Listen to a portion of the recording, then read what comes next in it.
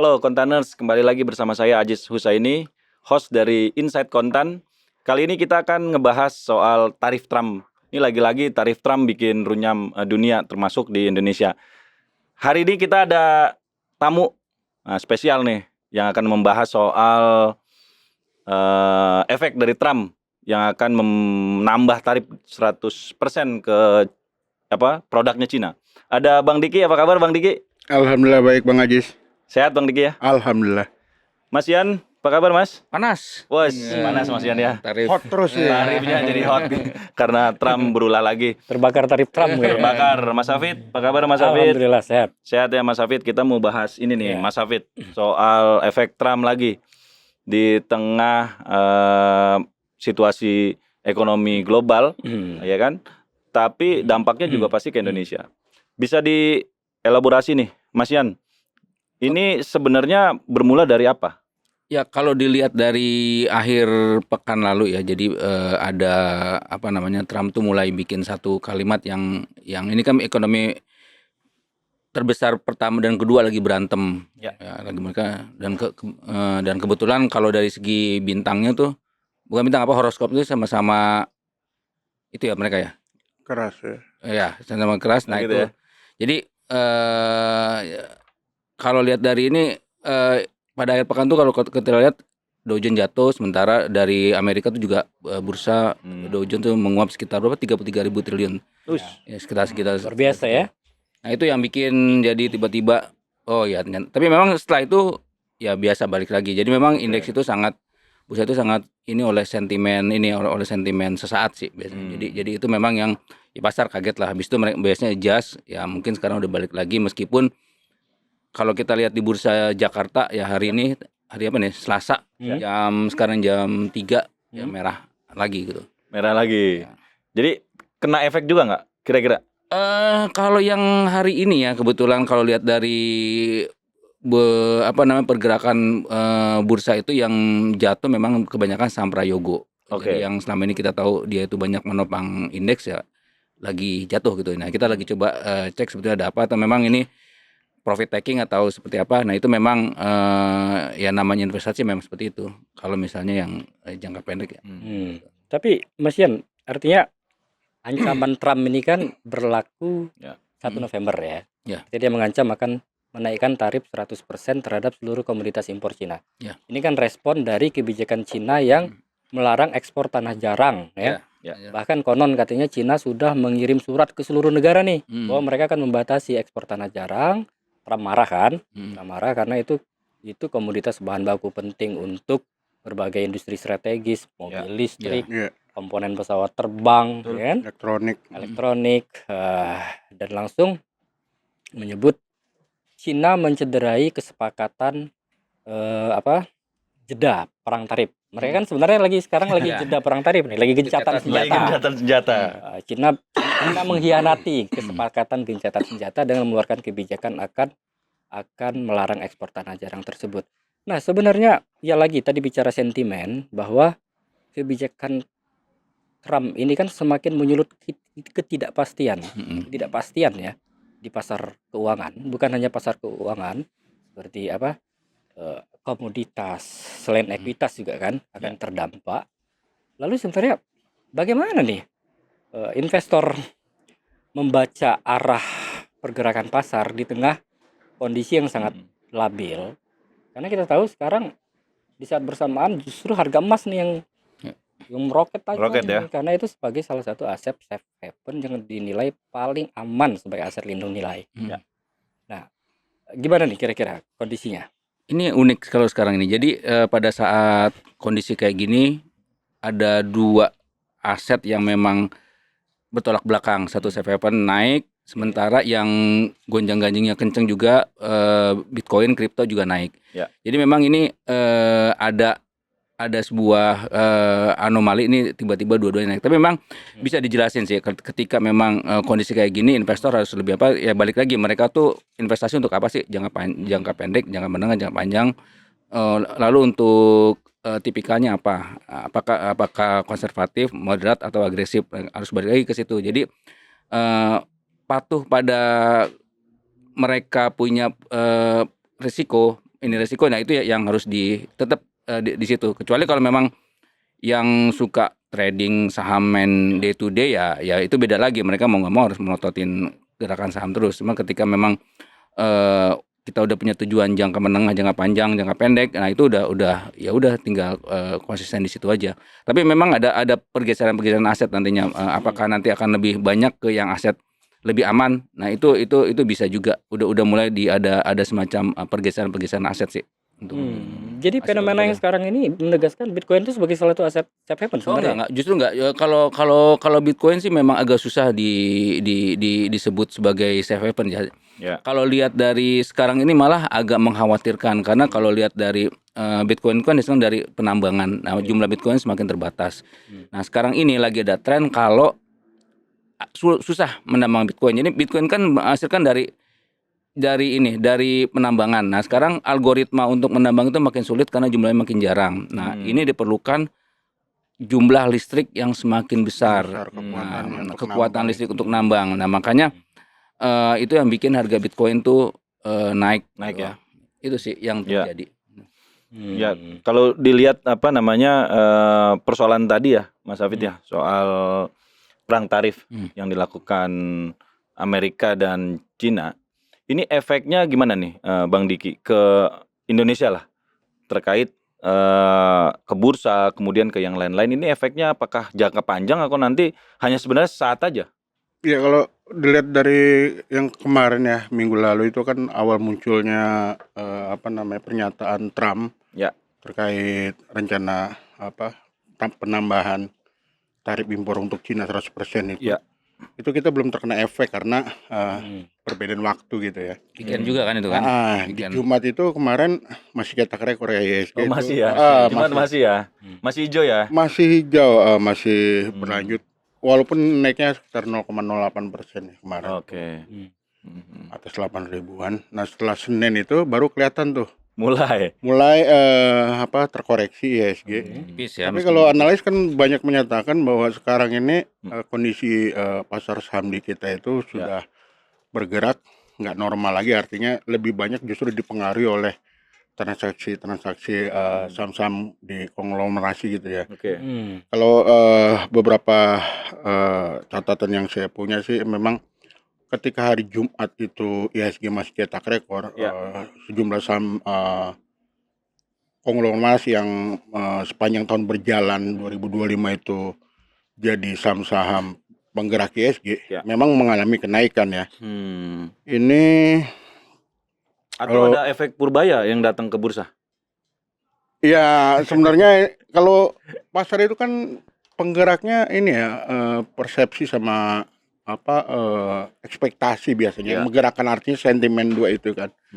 Jadi ketika ada persepsi yang atau sentimen yang positif, pasar ikut bergerak. Kemudian juga mereka juga akan melihat perspektifnya seperti apa gitu kan.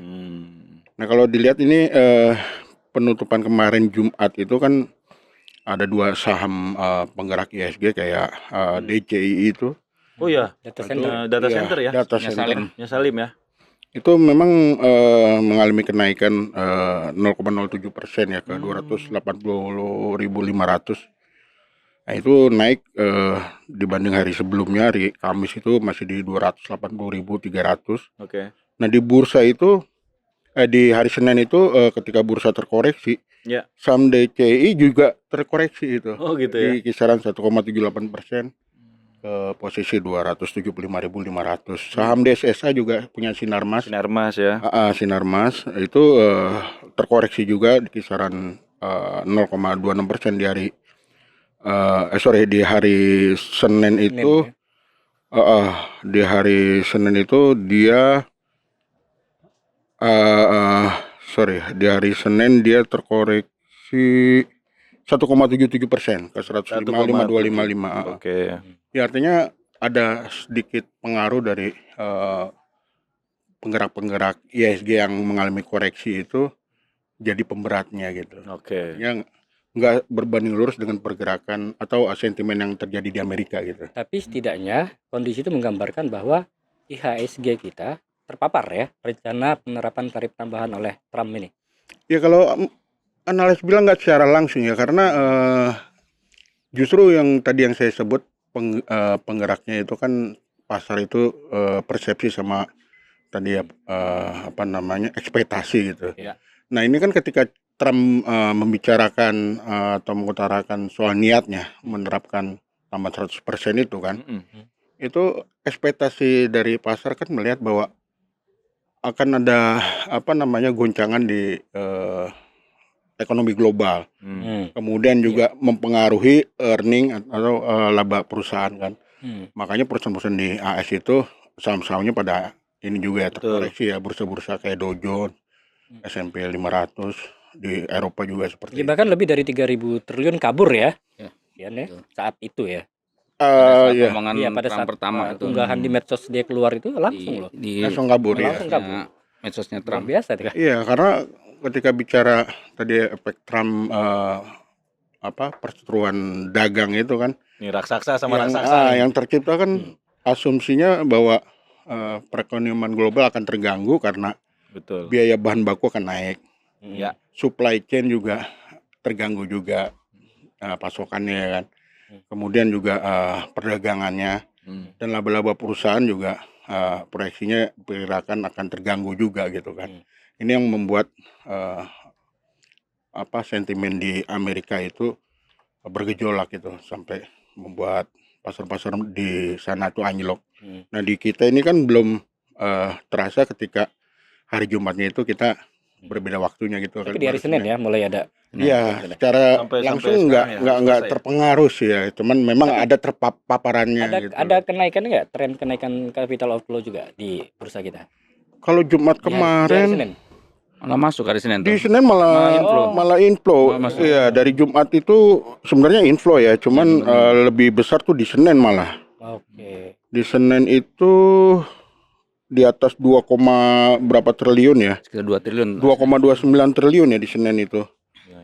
Itu ya lebih besar ya ketimbang kemarin di Jumat itu dana asing cuman 728,91 miliaran gitu loh. Artinya nggak perlu khawatir ya dengan apa namanya cara-cara Trump menaikkan tarif di produk-produknya Cina. Jadi kita sebenarnya nggak perlu khawatir. Ya tetap harus ada antisipasi, cuman Dampaknya risiko terbatas. besarnya itu justru bukan dialami Indonesia. Iya, dampaknya terbatas, betul. Seperti itu sih yang akan terjadi gitu ya. Bursa kita gimana Mas Ian di minggu-minggu ini? Gini, mungkin nambahin dulu. Jadi sebetulnya kalau misalnya Trump itu berdampak, cuma kalau di Indonesia itu kan sebetulnya kalau kita beberapa kali nulis tanpa ada saham konglomerasi bursa kita tuh cuma adanya di sekitar 7.000-an. Indeksnya sekitar di situ. Itu satu. Kedua selama ini dari zaman kita gonta-ganti entah itu SMI, entah itu sekarang Purbaya yang katanya bawa perubahan, ya nggak ada perubahan sebetulnya karena mereka sama-sama tetap sektor ini tuh nggak bergerak. Mau zaman Sri Mulyani mau sama Purbaya yang katanya koboi itu nggak ada bergerak. Purbaya selalu ini ke keuangan, sebenarnya sektor realnya nggak pernah di kutak-kutik gitu. Nah bahkan pada saat si Purbaya itu mengutak-atik soal apa namanya SAL itu di ini SAL itu saya teleponan sama ada treasury di Singapura, cerita lah itu bahaya, dibilang itu Indonesia jadi nggak hati-hati. Itu yang bikin pada saat itu terjadi perubahan pada itu September, pertengahan September itu terjadi perubahan ketika orang-orang yang tadinya mau apa namanya udah jual dolar akhirnya pada beli dolar gara-gara nih Indonesia nih rawan. Jadi memang itu pasar keuangan dan rupiah ini memang sangat rawan terhadap kebijakan ekonomi pemerintah. Nah, untungnya itu ya Bank Indonesia intervensi, makanya kan kemarin cadangan devisa turun. Artinya memang di Indonesia ini dari dulu pemerintahnya ganti-ganti, yang diutak-utik cuma urusan di sektor keuangan, nggak pernah sektor itu digerakin. Kalau kita lihat sektor realnya masih begini-begini aja gitu, nggak ada perubahan. Nah itu yang memang harus jadi perhatian sih. Jadi jangan cuma kalau mau Purbaya bilang itu bagus kalau swasta harus bergerak, itu oke. Cuma ya nggak bisa sendirian juga. Sektor realnya itu harus jalan gitu. Nah kemarin kan waktu Purbaya didamping OJK ke Bursa Efek Indonesia, kan jajaran direksi BI minta insentif, Hmm. tapi Berbudaya mengatakan tertibkan dulu praktek saham gorengan kalau baru bicara insentif. Nah, ini menarik nih Nah, saham gorengan. Nah, itu. Sebenarnya fenomena saham gorengan di bursa kita itu seperti apa sih? Ya itu juga sebenarnya harusnya Purbaya ngerti sih, soal dia orang pasar, gorengan itu agak susah ini agak susah diberantas, dan mereka juga bisa pakai cara-cara legal untuk bahwa itu menggoreng. Insider trading siapa yang tahu kan, kalau misalnya kalau kita kan wartawan juga sering dengar ini, pasti kan kita sering dengar ini mau ada aksi korporasi apa gitu kan, ya apalagi mereka info orang dalam itu, ordal ini pasti lebih kencang. Nah ini memang yang harus diperhatikan oleh si otoritas bursa untuk lihat memberantas gorengan ini bukan hal yang ini. Kalau kita lihat zaman dulu ya, kita tarik ke belakang, waktu itu yang namanya gorengan sebetulnya bisa dilihat, tapi otoritas tuh nggak berbuat apa-apa. Dulu misalnya saham bank digital sempat naik, kita nggak perlu nyebut namanya, sempat naiknya kencang. Nah pada saat itu kan sebetulnya kita tuh udah berkali-kali terusnya hati-hati nih. Ini gorengan, ini diangkat, dipom-pom segala macam. Nah itu yang memang ya kayak gitu harusnya masuk e-commerce dulu ya. Nah itu dia. Ya itu. Jadi dari masa ke masa tuh sebenarnya kita juga bisa lihat tren ya. Ya. Mana yang digoreng, mana yang enggak. Ya, kan? bisa kelihatan di situ sebetulnya. Dari situ. Nah sekarang sebenarnya saham konglomerasi itu lagi digoreng apa enggak, Mas Yan? Nah. Karena kalau tadi kan Mas Yan bilang kalau misalnya nggak ada saham konglomerasi, paling kita cuma 7.000. Iya. Ya kan? Iya. Nah. Ya itu gitu deh. Jadi ini memang, tapi gini, ada beberapa saham konglomerasi kan mungkin dari sisi kita balik lagi fundamentalnya. Mungkin ada memang yang fundamentalnya bagus, ada juga yang memang ya cuma berdasarkan isu bahwa bahwa di belakangnya itu ada di belakang konglomerat. Nah itu. Tapi balik lagi kalau lihat ini, balik lagi ke fundamental si perusahaan itu kayak gimana. Kita bandingin misalnya perusahaan energi yang baru dengan yang udah lama, udah punya macam-macam mereka bidang usaha itu ya harus dibandingin juga. Tiba-tiba harganya atau mereka kok bisa jadi dari sisi harga lebih mahal dibanding yang sudah ini. Nah itu kan agak aneh. Kalau zaman dulu kan bank juga gitu, ada bank yang memang kayak bank ini baru ya bisa ngalahin BCA, atau sekarang juga seperti itu. Nah itu juga harus kita lihat aja seperti itu sih. Jadi sebetulnya kadang-kadang sifat irasional itu ya memang harus ini sih agak mungkin direm lah. Tapi memang sesuai juga sih, namanya balik aja tadi Om Diki bilang sentimen itu ya memang seperti itu. Psikologi pasar tuh memang kayak gitu. Ya ini di 1 tahun Prabowo nih. Iya. Tanggal 20 ya Mas Sabit ya. Oktober ya. Ini kira-kira bursa kita gimana nih prospeknya, Bang Diki? Ya kalau banyak analis kan bilangnya sampai akhir tahun masih optimis di 8.500 ya. Oh 8.500 ya? Iya. Oke. Ini masih ada pergerakan kan ke depannya positif gitu. Dengan beragam sentimen terutama dari dalam negeri ya. Kita udah susah juga mengharapkan sentimen positif dari luar negeri dengan kondisi apalagi sekarang Cina sama Amerika. Walaupun kemarin menyatakan udah mulai mereda ya, karena lagi-lagi Trump itu ngeluarin pernyataan yang itu kan nggak akan mengancam lagi. Itu kan prediksi analis ya. Tapi faktanya kan ketidakpastian itu nggak bisa diprediksi. Tiba-tiba bisa meledak lagi seperti saat sekarang ketika ekonomi global panik. Investor, termasuk investor institusional ya. Investor institusional itu berlomba-lomba keluar dari aset yang dianggap berisiko. Mereka melarikan dananya ke aset-aset safe haven lah. Ya, dolar AS, US Treasury, emas. Nah, dalam kondisi seperti sekarang ini ya mungkin saham termasuk kategori aset berisiko. Iya, dari dulu juga berisiko. Nah, makanya sekarang hari ini harga emas gila-gilaan kan? Tembus rekor lagi terus. Tembus rekor lagi. Gitu loh. Nah, makanya kira-kira dalam atau jangan-jangan Trump memang lagi ngegoreng emas. Dalam kondisi yang seperti sekarang ini kira-kira maksudku tepat nggak, terlepas dari profil risiko investornya, sebuah pilihan yang paling logis dan rasional nggak bagi investor misalnya untuk memang pilih aset yang paling safe haven, emas misalnya. Ya kondisi seperti saat ini mah cocok untuk safe haven emas gitu ya.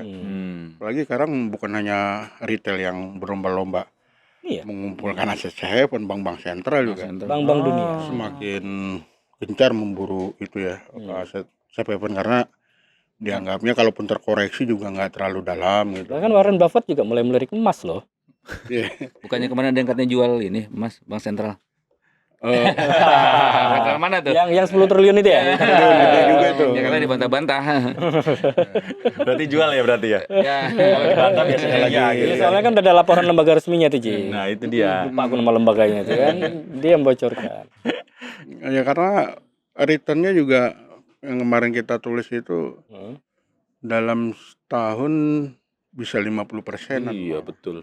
Jadi kita sepakat mengatakan emas sekarang yang paling aman ya? Ketimbang IHSG kemarin itu saham artinya ya. Ya. Itu masih di levelan 14%. Oke. Year to date ya maksudnya itu. Iya, artinya Bung Diki sepakat kita mengatakan emas sekarang Siapa emas? Iya, yang masih ini. Ya kalau untuk yang berisiko tinggi karena tadi profilnya high risk high return ya saham boleh dicoba gitu. Cuman kan analis menyarankan untuk jangka panjang kalau mau. jangka panjang. Dengan pilihannya saham-saham defensif gitu yang nggak mudah terganggu oleh risiko ekonomi global, tegangan geopolitik dan macam-macam. Kalau dari segi sektoralnya saham apa nih yang bikin Ya konsumer itu yang lagi ini ya. Konsumen tuh berarti terkait sama program Makanan lah. pemerintah ya? Ya enggak juga. Itu kan Ada MBG ya ya. macam-macam Kalau kan. kita lihat ya ada apa kita butuh ikan berapa juta. MBG ya, Kayak paling gitu kan. larinya ke itu kan unggas gitu. Iya, iya, kayak poultry gitu-gitu. gitu yang Ternyata itu enggak ya, enggak naik ya kayak gitu-gitu ya. Iya, Susu. enggak terlalu ini ya. Mereka itu sentimennya enggak terlalu besar dari. Mereka justru dari kebutuhan sehari-hari masyarakat aja yang mengandalkan penjualannya di situ. Apa tuh Mas Yan? Kira-kira sama apa nih yang kira-kira kita bisa beli? Ya memang saham-saham yang biasa kita konsumsi sehari-hari sih. Misalnya ada kita konsumsi beras. Ya. Beras lauk pauk segala macam. Jadi memang terlepas dari MBG itu memang saham-saham yang pasti sebangkrut apapun negara kita pasti butuh makan. Nah itu saham-saham yang di situ yang bisa diambil. Lalu apalagi misalnya kalau ini sandang pangan, sandang juga baju retail. Properti oke nggak ya? Properti kemarin ada salah satu perusahaan properti besar kita tanya mau IPO enggak? Iya. Kita tanya tuh, dibilang dengan kondisi kayak gini enggak dulu dah. Gitu. Artinya mereka walaupun ada insentif sampai 2026. Ya, dia sendiri ada katanya perusahaan besar ini mau ini kan anak perusahaan mau IPO, IPO mengiPO-kan dibilang ya nanti dulu lah kayaknya mereka. Jadi pada ini Mas Yan ya, menahan untuk melakukan IPO ya. Nah, kalau di 2025 ini sudah tercapai target IPO? Oh, masih jauh. Berapa menit masih dari berapa sih? Dari 60 masih 15 triliun ya, apa 20 triliun? Iya, tambahannya Masih sepertiga. Masih jauh sih. Masih sepertiga. Sekarang udah tapi bulan ininya skala perusahaannya oke nggak? Kalau kemarin ada beberapa yang udah mulai namanya Lighthouse Company itu udah mulai. Cuma kan memang kita dengar BI juga lagi deketin, bursa juga OJK lagi deketin beberapa Lighthouse yang untuk mereka masuk ya. Cuma kan mereka mikir ya ngapain mereka ini duitnya masih banyak ngapain dari situ. Nah itu juga yang akhirnya jadi pertanyaan soal pelonggaran kredit itu benar nggak sih pelonggaran ke perbankan tuh bisa gerakin. Nah itu dia. Nah karena kalau dilihat dari ini kan emiten tuh nggak saat ini ya kalau kita lihat lebih ngandalin right issue atau mereka mengandalin dana sendiri. Nyari duitnya dari situ. Dibandingkan mereka pakai kredit perbankan. Bahkan Undisbursed loan-nya perbankan kan masih terus naik. Jadi memang itu yang artinya kan memang sektornya sebetulnya belum bergerak. Gitu. Jadi sebenarnya gitu. Dan kalau lihat dari indeks CEO kita yang baru kemarin ya di Juli itu kan paling drop setelah COVID ya, meskipun sekarang naik lagi dan memang salah satu yang menjadi pertimbangan adalah ekspansi. Kalau dari CEO itu mereka masih agak menahan ya. Tapi peluang sektor real bergerak dari di balik peristiwa perang dagang ini, artinya kan 100% impor Cina kena tarif 100% ya ke Amerika. Sebenarnya itu memberi peluang nggak bagi sektor real kita? Artinya kita bisa mengisi impor produk dari Cina, mengisi ke pasar AS loh. Artinya ada peluang sebenarnya ya. Ya kalau misalnya itu memang mungkin ada, cuma bisa nggak kan memang kalau dari ke Amerika kan jaraknya juga jauh ya. Cukup jauh. Cuma memang ada cuma masalahnya kan kita banyak yang masih barang mentah ya, belum barang jadi, belum sampai hilirisasi, belum jalan. Jadi itu memang untuk biar ekonominya biar skalanya lebih tinggi ya memang harus jadi barang jadi gitu, nggak sekedar mentah gitu yang diekspor ke sana. Jadi mungkin kan sebenarnya kan produk kita jual ke China nih, Mas. Hmm. Tapi China-nya nggak bisa jual ke Ke Amerika. Jadi itu kan sebenarnya juga jadi problem buat negara kita nih, produk-produk kita gitu. Iya. Terdampak juga ya. Sangat terdampak karena kan selama ini kan kita tahu ya produk-produk bahan baku kita masih diekspor ke China. Kayak misalnya di mineral di NPI itu ya.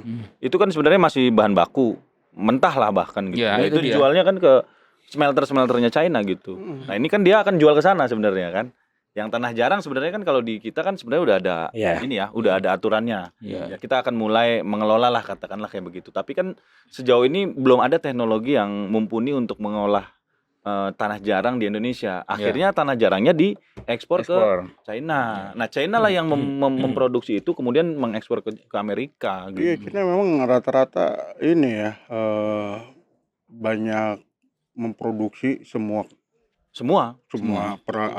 kebutuhan untuk pasar ekspor ya. Betul. Kalau kayak ke Amerika elektronik, Betul. bahkan sampai ke furniture, Iya. komputer. Betul. Nah, jangankan pasar-pasar ekspor yang seperti itu ya, produk ekspor seperti itu. Kayak kemarin petrokimia aja mereka oversupply aja lari Iya benar. ke kawasan Asia termasuk ke ASEAN ya, Indonesia juga gitu. Nah, itu membuat pebisnis kita juga kalang kabut kan untuk menandingin mereka gitu kan. Nah, ketika misalnya berlaku 1 November itu tarif tambahan, kena kita pasti. ya udah pasti Iya. mereka akan melarikan pasarnya ke Betul. Bicara 1 November nih. Artinya kan Trump menegaskan bahwa kebijakan ini berlaku efektif 1 November kan. Jadi ketegangan ini kan baru ketegangan yang dipicu dari unggahan di platform, belum benar-benar masih ada tahapan negosiasi lah. Katakanlah misalnya itu jadi diberlakukan 1 November, mungkin ketidakpastian atau kepanikan di pasar keuangan ini akan semakin menjadi kan. Dan tidak mungkin juga IHSG kita tidak ketularan panik. Nah, artinya kita pasti akan ikut ketularan panik juga. Nah, makanya analisa dari Bung Diki, Bang Ian melihat tren IHSG ke depan ini ya kan kita masih dibayang-bayangin nih oleh ancaman Trump ini, bener nggak nih 1 November? Kalau misalnya kejadian 1 November ketok palu di 100%, itu kan seperti apa nih dampaknya ke IHSG kita? Artinya sekarang aja baru sekedar unggahan aja 3.000 triliun di AS sudah kabur. Kita di IHSG itu juga 2 hari nih. Udah terlihat juga kan paparannya, artinya ada sentimen negatifnya ke bursa kita. Nah, itu gimana nanti? Paling nggak 1 November itu. Ketika itu berlaku, yang dicemaskan justru kan dana asing ya. Lari lagi karena institusi global, fund manager gede seperti BlackRock, Vanguard atau Fidelity itu kan juga mereka bukan hanya nanam di investasinya di Amerika kan, di negara-negara emerging market juga besar. Nah, ketika terjadi di sana gejolak di Amerika atau justru investasinya di Cina terganggu juga, ya mereka untuk membalikan posisi yang kehilangan itu, kerugian itu, justru mereka mencari kesempatan dari pasar emerging market, bisa keluar dari itu, menarik dananya gitu kan, untuk menutupi portofolio yang hilang tadi itu. Maksudnya melarikan dananya ke pasar emerging market. Justru mereka bisa menarik ya. Menarik. Berarti ada kemungkinan dana asing dari Indonesia di Indonesia ditarik juga ya, ada kemungkinan. Bisa juga ditarik. Karena mereka pasar sahamnya terganggu. Dan mereka pilih emas tentunya kan? Ya bisa jadi tadi yang Bang Apit bilang itu bisa ke US Treasury, bisa ke dolar AS atau ke emas gitu kan. Nah, itu yang tanda kutip dinilai jadi aset lindung nilai ya, aset. Kalau gitu apa yang perlu diwaspadai oleh investor ketika fenomena capital outflow itu meningkat atau meledak, gelombangnya, artinya gelombang kepanikan itu melanda di pasar keuangan, tidak hanya di global tapi juga di domestik pas 1 November itu loh. Iya, selalu analis tuh menyarankan untuk mencermati faktor fundamental dari kinerja emiten gitu. Itu faktor utama yang harus diiniin. Sama tadi yang sentimen penggerak positifnya itu apa di emiten-emiten itu tadi ya, karena pasar tadi bergeraknya karena ada perspektif dan prospek gitu ya dari kinerja si emiten tadi. Kalau tanpa mencermati itu susah juga mereka untuk. Tadi Bung Diki mengatakan beberapa emiten sektoral yang sudah terdampak di hari Senin itu apa aja? Yang sudah terpapar dari rencana Trump itu? Konglomerasi ya kalau nggak salah ya tadi ya. Oh iya, DSSA, DCI, oh DCI. iya itu sama-sama konglomerasi. Konglo Artinya, ya, ada Salim ya. iya itu Ada kan, Sinarmas. itu bukan artinya transaksi mereka berkurang kan, jadi harga sahamnya juga ikut terkoreksi. Itu banyak pengaruhnya gitu. Banyak pengaruh ya. Nah, isu-isu global juga. Isu-isu global ya, terpengaruh lah. sektor apa saja kira-kira yang akan lebih rentan terpengaruh oleh isu-isu global di pasar saham gitu? Iya, mungkin non ini ya, konsumsi ya, kayak misalnya otomotif itu, terus teknologi. Tadi kan DCI teknologi ya. Ya. Karena itu mungkin sektor pertambangan, harga-harga komoditas juga naik turunnya, rally-nya kenceng juga nantinya gitu. Mas Yan, proyeksi tadi kan Mas Yan bilang tahun ini bursa tidak mencapai target perusahaan-perusahaan yang IPO karena mereka menahan ekspansi sesuai dengan CEO Index kita ya, yang menyatakan bahwa pengusaha menahan ekspansi. Ini artinya kan akan ada gejolak juga nih di bursa kita ya. Dengan mereka kan berharap bahwa perusahaan-perusahaan besar melakukan IPO. Nah itu gimana Mas Yan? Di tahun ini akhir 2 bulan lagi, 3 bulan lagi nih, kurang lebih. Ya mungkin kalau juru selamatnya bursa itu sampai tahun ini ya tinggal itu Natal. Natal ya. Natal sama Tahun baru ya itu biasa. Kuartal 4 Window dressing. Memang itu benar-benar juru selamat. Udah terakhir itu ya. Terakhirnya tadi di situ. Jadi tahun baru ya. Jadi memang ya itu memang biasanya ada window dressing di situ ya memang kita nggak bisa berbuat banyak karena memang perusahaan juga mikirnya lebih panjang lah, ngapain mereka IPO di sini, mereka IPO sekarang pasarnya masih kayak gini, jadi mereka juga menunda. Makanya tadi terkait sama omongan soal apa namanya goreng-menggoreng kan, makanya memang IPO itu mungkin harus diperketat karena memang itu kemungkinan ada saham yang tiba-tiba IPO-nya harga sekian tiba-tiba anjlok, itu kan banyak. Nah itu yang bisa jadi goreng-menggoreng. Nah itu juga harus diperhatiin bersama si pihak bursa. Nah kelihatannya mereka sih ya harus konsisten di situ kalau memang mau bursa kita lebih baik dan investor nggak rugi terus, yang untung cuma yang gede-gede ya itu harus kualitas emiten ya, yang nggak masalah sih IPO berkurang asal kualitasnya yang bagus-bagus gitu. Itu yang harus ya PR-nya bursa lah itu. Jadi jangan mengejar kuantitas, kejarlah kualitas. Betul, Ya. betul. Dan akhirnya di situasi yang seperti ini kita milihnya saham-saham yang berkualitas kan pada akhirnya begitu ya. Betul. Ditambah lagi pemerintah juga jangan suka kebijakan aneh-aneh lah. Nah, jadi pemerintah diharapkan jangan punya kebijakan yang cukup BBM gitu kan, orang antri harus dipaksa nenggak. Nah, yang Pertamina gitu kan. Nenggak yang merah kan. Tapi memang selalu ya dalam beberapa tahun terakhir yang kalau saya perhatikan, kayak kalau sekarang ini kan IPO baru capai 23 ya Om ini ya. Iya, Dari target 23 perusahaan. perusahaan IPO. Oke. Dari Dari target target 6 target. 66. Artinya kan masih jauh banget. Jauh banget ya. Masih jauh. Itu baru. Jadi emisi kurang 15 pendekatan triliun. bursanya nih kira-kira. Nah iya itu selalu kalau dari sisi kuantitas tidak tercapai, mereka bicara kualitas. Iya. Tapi ketika tercapai kuantitasnya, kualitasnya justru nggak terabaikan. Banyak perusahaan-perusahaan yang IPO justru nilai emisinya rendah sekali. Gitu. Even ada yang di bawah 50 miliar gitu Om ya. Artinya begitu mereka selesai IPO, udah sahamnya anjlok terus. Kayak contohnya kan bimbingan belajar itu kita perhatikan banget, itu benar-benar di dasar banget mungkin sekarang. Iya ya. betul. BMBL ya kode. BMBL ya. Tapi ada juga yang Kecil saham banget itu. saham gede sampai sekarang masih ada dana IPO-nya 21 triliun. Mana itu Mas ya? Nah, itu. Coba di-spill Nah, dulu. itu. Biar investor juga tahu ya. Tahu lah ada supaya- perusahaan gede. Ya, supaya kita nggak nyangkut-nyangkut amat gitu loh. Iya. Oke, terima kasih nih Bang Diki, Mas Yan. Kita barusan ngebahas soal efek global ya dari perseteruan dua gajah besar ini. Ini gajahnya besar nih, bukan gajah yang kecil ya. Ini Iya. gajah yang besar. Terus efeknya pasti ke Indonesia.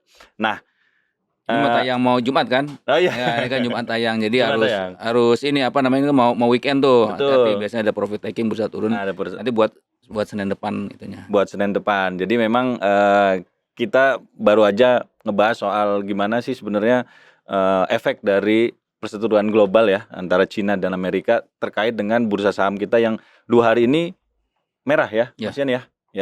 Dan Sampai Selasa ini ya. sampai Selasa ya, sampai tanggal Selasa, 14 tanggal 14 Oktober itu masih merah. Nah, kita nggak tahu nih nanti hari Rabu, Kamis dan Jumat. Kebetulan ini memang tayangnya hari Jumat. Baik, dari saya beserta Mas Hafid, saya host Insight Podcast Kontan undur diri. Mudah-mudahan nanti kita akan bahas lagi di topik selanjutnya. Assalamualaikum warahmatullahi wabarakatuh. Waalaikumsalam. Keputusan bisnis terbaik datang dari data, bukan tebakan.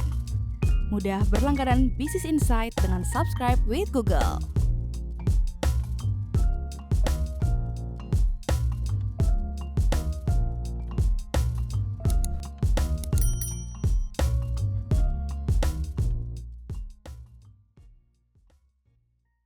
Download aplikasi Kontan sekarang di App Store atau Play Store.